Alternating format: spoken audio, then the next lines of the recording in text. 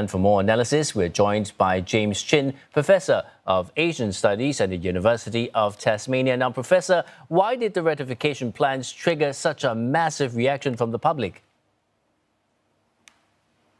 Good afternoon. So I think one of the reasons why many Indonesians were very unhappy with the current situation is that many people believe that President Jokowi is trying to put the son into the political process. You have to remember during the presidential election, another one of his sons, who is merely 36 years old, has been elected as the youngest vice president. In other words, he will be deputy or number 2 to Prabowo, who's due to take power as the next Indonesian president. So if the second son gets in, basically what you will have is the making of a new political dynasty in Indonesia. And I think many Indonesians are not very happy with it because previously the son who was elected the vice president also received a special change to the rules, which allowed him to run as the vice president. So many people are unhappy that they're trying to bend the law twice in order to help Jokowi to set up a political dynasty. Now, what is the likelihood that Parliament reconvenes to pass the law before registration for regional elections opens next Tuesday? So I think the chances of that is virtually zero now, due to the size of the demonstration, and also you show pictures of them storming the Parliament House. It is quite clear that this issue resonated with the young people. So if they try to pull a fast one, I suspect nobody is willing to pay the political price, especially with the sort of numbers that we saw.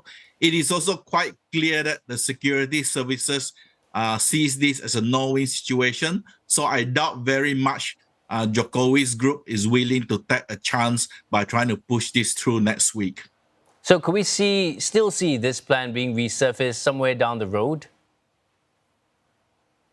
It is highly possible, but I suspect they will wait until the new president, Subianto, and the deputy takes over. I don't think they will try to do it before September, October. Now, what are some of the backlash that President Joko Widodo has been receiving? I think a lot of people were very surprised that Jokowi is willing to pull a stunt like this. People thought that, he will be more worried about his legacy because his legacy was already tarnished by the fact that he was openly supporting Subianto, Prabowo, to be the next president simply because the son was the running mate. So people thought that, as the sitting president, he shouldn't do a thing like that. People were quite surprised because he's always projected himself as somebody who believes in democracy, trying to put Indonesia back on a democratic path. And he's also played out the fact that he's not part of the Indonesian political establishment. So by doing this, he is sort of showing his true colors, that he is part of the establishment and he's also interested in building a political dynasty. So I think a lot of people were taken back. Now, some legal experts and political analysts have described the power struggles as bordering on a constitutional crisis. Do you think so?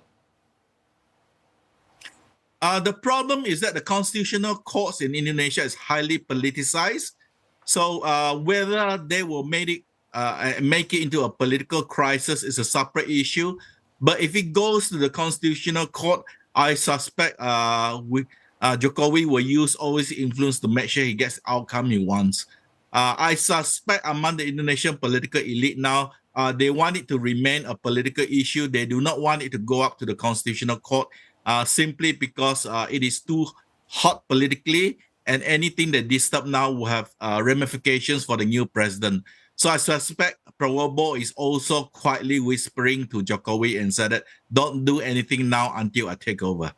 Professor Chin, thank you so much for your insights. And that was James Chin, Professor of Asian Studies at the University of Tasmania.